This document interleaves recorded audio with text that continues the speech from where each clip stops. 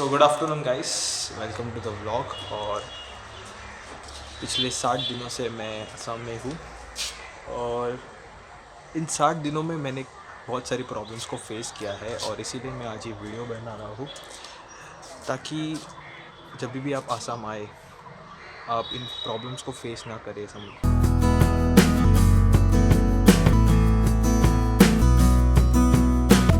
तो सबसे बड़ी दिक्कत जो मैंने फेस की है असम में रहते हुए वो है यहाँ की बारिश। असम में बहुत ज़्यादा बारिश गिरती है। अगर एक बार बारिश स्टार्ट हो तो कभी 3 घंटे 4 घंटे रुकने का नाम नहीं लेती और यही एक बड़ी प्रॉब्लम है असम में कि हाल ही कुछ दिनों में यहाँ पे बहुत ज़्यादा बारिश गिरी थी और ऑलमोस्ट 12-13 घंटे तो बारिश चल रही थी। तो जैसे मान लो आप कोई प्लान बनाते हो, आपको कहीं निकलना है और अचानक बारिश गिर जाती है तो वो थोड़ा प्रॉब्लम हो जाता है वहाँ पे। और मैंने एक ऊपर देख सकते एक वीडियो डाला है जिसमें मैंने अब देखा है कि इतनी ज़ोरदार बारिश गिरती है। ये वीडियो मैंने अपने रूम से निकाला था कुछ दिन पहले। तो इतनी तेज़ बारिश यहाँ पे गिरती है तो आप अंदाज़ा लगा सकते हो कि क्या प्रॉब्लम होती है एज अ ड्राइवर आप। तो यही एक मेरा कंसर्न है कि अगर आप नेक्स्ट टाइम कभी भी आओगे तो वहाँ पे वेदर देख के आना मौसम कैसा है। ऑलमोस्ट अप्रैल एंड में मिड ऑफ अप्रैल से असम में बहुत ज़्यादा बारिश गिरना स्टार्ट होती है।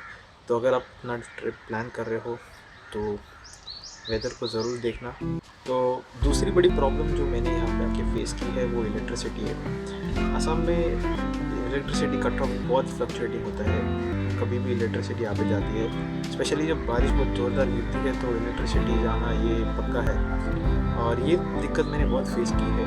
तो जैसे मान लो कोई इलेक्ट्रॉनिक डिवाइस आप चार्ज करना चाहते हो और सोचो अचानक लाइट चली जाए तो ये बहुत दिक्कत होती है। और इलेक्ट्रिसिटी भी काफ़ी अनसर्टन है। जैसे एक बार लास्ट टाइम इंसिडेंट ऐसा हुआ, इलेक्ट्रिसिटी रात को 2 बजे गई और नेक्स्ट डे को रात को 4:30 बजे के आसपास, मतलब ऑलमोस्ट 24 आवर्स में इससे ज़्यादा के बाद इलेक्ट्रिसिटी आई।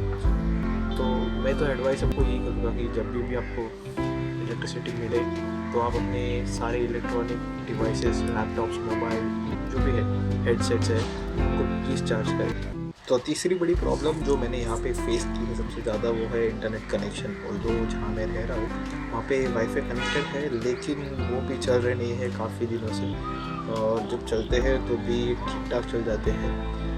और बात करें अगर सिम कार्ड्स की तो यहाँ पे एयरटेल, जियो और BSNL कुछ हद तक अच्छे चलते हैं। एयरटेल आपको 3G स्पीड आराम से यहाँ पे मिल जाएगी। 4G बहुत रेयर है, मिल जाती है पर मेजर सिटीज़ में आपको मिलेगी। पर मैं जहाँ रह रहा हूँ डिब्रूगढ़ में, वहाँ पे मुझे इतने दिनों से सिर्फ 2G स्पीड मिली है। बहुत रेयर मुझे 3G मिल जाता है। तो इंटरनेट कनेक्टिविटी का थोड़ा प्रॉब्लम मुझे लगा कि हो सकता है आप भी उसे फेस कर सकते हो। ये 3 सिम कार्ड्स के अलावा अगर आपके पास है तो शायद आपको इंटरनेट कनेक्टिविटी पुअर मिले। अब बात करते हैं चौथी बड़े प्रॉब्लम की जो मैंने सबसे ज़्यादा यहाँ पे फेस की है, वो है फूड। जैसे असम में बहुत ज़्यादा नॉनवेज कंज्यूम किया जाता है। लोग यहाँ पे pork, fish, meat, chicken, eggs ये ज़्यादा कंज्यूम करते हैं। वेजिटेरियन में जो खाना है जैसे सब्जियां है, आपकी भिंडी है, ब्रिंजल है, ये बहुत कम लोग खाते हैं। ऑलमोस्ट यहाँ पे लोग सारे नॉन वेजिटेरियन थे। तो बहुत सी बार दिक्कत मुझे यही हुई थी कि वेज खाना जब आप मंगाते हो तो काफ़ी बार मिलता नहीं है क्योंकि सब्ज़ी मार्केट में अवेलेबल नहीं है या फिर मतलब आती नहीं है बिकॉज ऑफ ट्रांसपोर्टेशन, बहुत टाइम लग जाता है। तो आप थोड़ा सा ये प्रॉब्लम फेस कर सकते हो। लेकिन एक अच्छा है, अगर आप वेजिटेरियन हो तो छोले या पूरी सब्ज़ी, छोले भटूरे, ये सारी चीज़ या पराठा ये आपको मिल जाएगा। लेकिन वो भी बहुत रेयर है, कम रेस्टोरेंट्स में आपको यहाँ पे मिल जाएंगे। रेस्टोरेंट भी बहुत ज़्यादा कम है और पराठा ये सारी चीज़ें आपको इजीली यहाँ पे मिल जाएगी। तो और एक बात मैं आपको बताना चाहता हूँ कि जब भी आप असम में चाय पिएंगे तो स्पेसिफाई कीजिए कि आपको कौन सी टी पीनी है। यहाँ पे लोग रेड टी और ब्लैक टी पीते हैं। अगर आप जो है दिल्ली से मुंबई से हो जो मिल्क क्वालिटी पीते हैं, तो उन्हें रेस्टोरेंट में आपको बताना पड़ेगा कि हमें मिल्क टी चाहिए। और इसमें और एक चीज़ मैं आपको बताना चाहता हूँ कि जो मिल्क टी होती है उसमें काऊ मिल्क या बफेलो मिल्क वो सब नहीं होता है। यहाँ पे मिल्क टी में मिल्क पाउडर यूज़ किया जाता है। तो जब भी आप यहाँ पे मिल्क टी पियोगे, इसको याद रखना कि वो दूध पाउडर से बनी है। अब यहाँ पे मिल्क टी में जो मिल्क काऊ मिल्क यूज़ नहीं होता है, उसका भी एक रीज़न है कि यहाँ पे मेजॉरिटी ऑफ द मिल्क जो भी मिलता है वो स्वीट्स बनाने के लिए, पनीर बना जो भी मिल्क प्रोडक्ट्स है, पनीर स्वीट्स वो बनाने के लिए यूज़ किया जाता है। और असम में मुझे सबसे ज़्यादा स्वीट्स तो बहुत अच्छे लगे। जब भी आप यहाँ पे आओगे तो ज़रूर इनको ट्राई करना। ये स्वीट्स बहुत मतलब अच्छे लगे, टेस्टी है, कम शुगर भी रहता है, बहुत सारे स्वीट्स में आपको कम शुगर मिलेगा।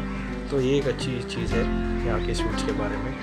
फिफ्थ बड़ी प्रॉब्लम जो मैंने सबसे ज़्यादा फेस की है, खाने से भी ज़्यादा की है, वो पानी है। असम में जो पानी मिलता है वो हार्ड वाटर मिलता है और बिस्लरी के पानी का ठीक है टेस्ट, वो ठीक ठाक है। तो जैसे आप कोई और स्टेट से है जहाँ पे आप हार्ड वाटर नहीं पीते हैं, आपको आदत नहीं है, तो डेफिनेटली आपका पेट बहुत ज़्यादा ख़राब हो सकता है। जैसे मेरा हुआ तब 2-3 दिन तक पीते। एक चीज़ मैंने सबसे ज़्यादा मिस की है बिस्लरी बॉटल्स में, कि कुछ बिस्लरी बॉटल्स यहाँ पे डुप्लीकेट लगे, मुझे पता नहीं कि सच में डुप्लीकेट है या नहीं। लेकिन जैसे कि आप देख सकते हैं मेरे वीडियो के लेफ़्ट साइड में जो बॉटल है वो पूरी नेक तक भरी है और राइट साइड में ना वो पूरी नेक तक नहीं भरी है। जो मुझे तो लगी कि राइट साइड वाली काफ़ी ओरिजिनल बॉटल है और लेफ़्ट साइड वाली मुझे डुप्लीकेट लगी। जब मैंने दोनों का पानी पिया और टेस्ट किया तो थोड़ा डिफरेंस मुझे लगा।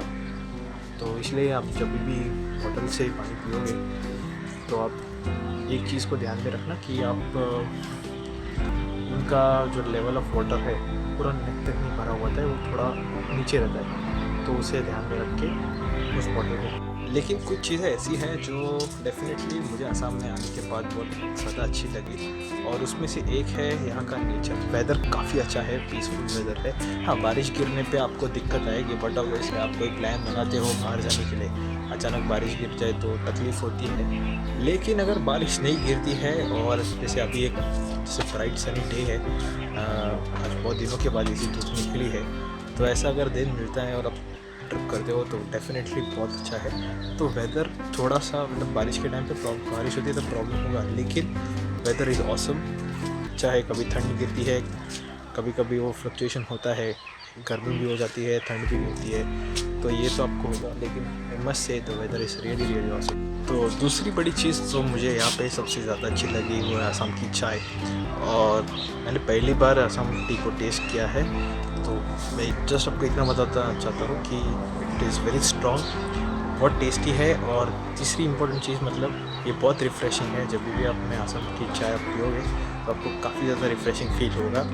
तो बट वैसे ये मेरे लिए सबसे बहुत अच्छी चीज़ है जो मैंने असम में ऑब्जर्व की। बड़ी अच्छी चीज़ मुझे ये लगी कि भले यहाँ के लोग थोड़े आलसी हैं लेकिन बहुत हेल्पफुल भी है, नहीं बहुत ज़्यादा हेल्प की है। अभी मैं लॉकडाउन की सिचुएशन होते हुए भी लोगों ने काफ़ी ज़्यादा मुझे हेल्प की है और मैंने काफ़ी बार सब गवर्नमेंट्स को जो भी अथॉरिटीज़ को कांटेक्ट किया था, तो उन्होंने भी मेरी बहुत ज़्यादा हेल्प की जो भी प्रॉब्लम्स है उसके लिए, तो वो मुझे बहुत अच्छा लगा।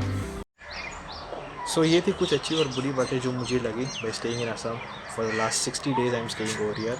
और शायद से आप भी सिमिलर प्रॉब्लम्स को फेस करो, इसीलिए मैंने ये वीडियो बनाया। और आने वाले वीडियोस बहुत ज़्यादा इंटरेस्टिंग होने वाले हैं और डिटेल में मैं आपको जो है असम के बारे में बताने वाला हूँ।